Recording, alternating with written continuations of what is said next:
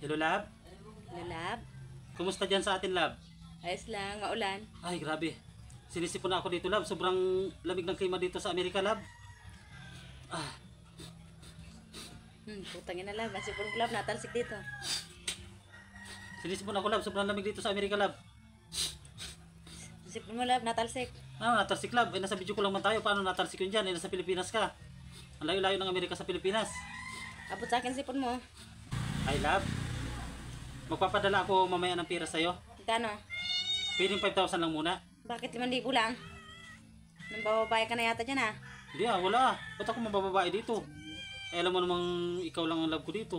Kahit nandito ako sa malayo, kayo lang ang iniisip ko. Miss na miss ko na nga kayo, mahal eh. Ihulog mo na yung pera, akin ah. Miss na miss ko na kayo, mahal. Kung pwede lang ang hatakin ko ng araw para makauwi na ako dyan sa Pinas.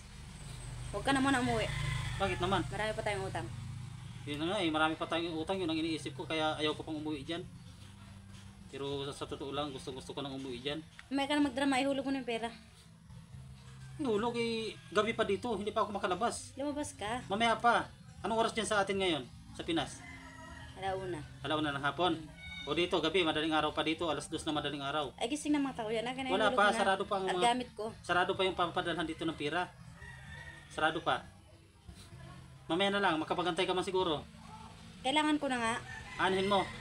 Apayad ko sa utang, pambili ko ng bigas. Hindi ka kasya yan eh. Sabi nung kapitbahay natin dyan, madalas ka lang nag-i-scatter. Wala na akong scatter.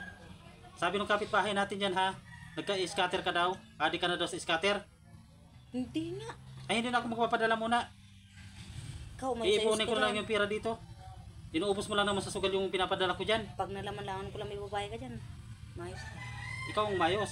So, Dahil mayos ka. pinagsusugal mo lang yung pinapadala kong pira dyan. Akin na yung pera. Akin na yung pira. Pinang-i-scatter mo lang naman. Akin na. At wala kaming bigas. Bigas. Paano kayo nawala ng bigas? Akin na. Akin Ano palang pinadala ko sa iyo nung 1 linggo? Ubus na.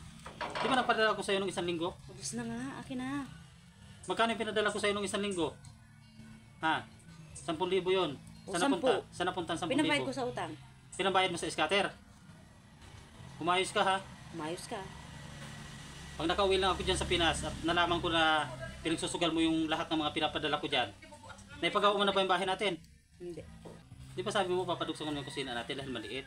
O, nasaan ang pera? Nagpadala ko sa iyo ng 10,000 nung 1 linggo Hindi ka ba nakabili ng materialis doon? Ano kaya ang mangyayari sa ating tagpong iniwan? Magkakaayos pa ba sila o hindi na? Abangan dito lang sa ating dulang. Abroader ako.